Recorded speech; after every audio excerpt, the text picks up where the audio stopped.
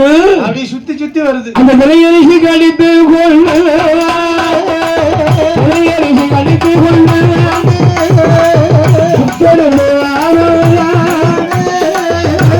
மட்டும் நின்று கொண்டு பெருமாறு கூலையா அவன் கூல வட்டம் ஓடுலையா அதை கண்டால் பாடலையா அவன் அங்கே நடுங்குவா அங்கே நடுங்குவா ஆதிவரா சத்தியம்மா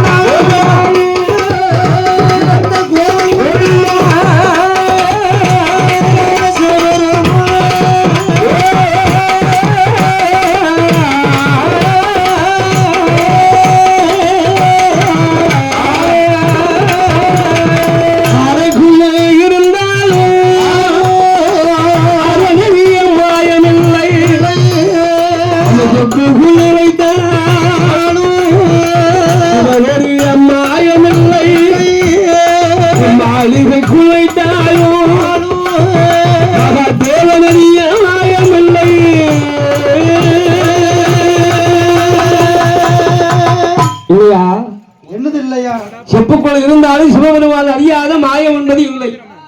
இல்லை இல்லை அதான் இல்லையான்னு கேட்டேன். இருக்கு இருக்கு இருக்கு. அறைக்குள்ள வைத்தாலும் அரணார் அறியாத மாயம் கிடையாது. இந்த அரண்பெருமான் அறியாத மாயம் என்பது கிடையாது. பார்வதி உமையவளே, அம்மா ஏ பார்வதி, பூஜ்யத்துக்குள் இருந்தாலும் இந்த ராஜ்யத்தை ஆள்பவன் ஒருவன். அவனை புரிந்து கொண்டால் அவன் பெயர்தான் இறைவன். இந்த உலகம் என்பது உருண்டையாக இருக்கிறது.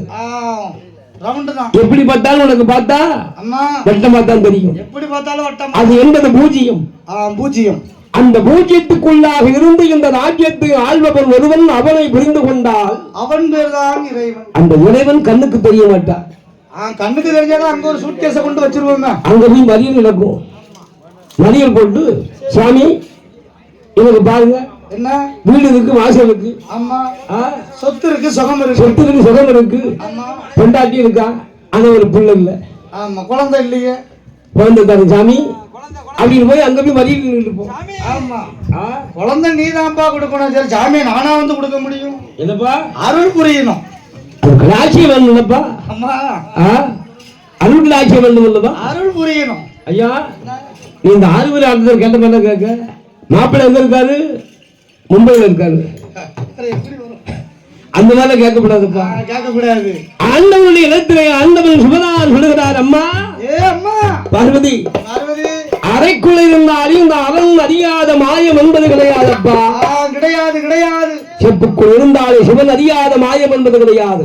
கிடையாது கிடையாது. பகவான் என்று பாராமல் என்னை பரிசோதனை பார்த்த அல்லவா, பரிசோதனை பார்த்தபடியால் அம்மா அம்மா ஏ பார்வதி, ஏ பார்வதி, என்ன என்ன உன் கலைமாறி உருவாடி நீ எப்படி பிறக்கணும் தெரியுமா? எப்படி நான் பிறக்கணும்? உண்டு நல்ல பிறவியாக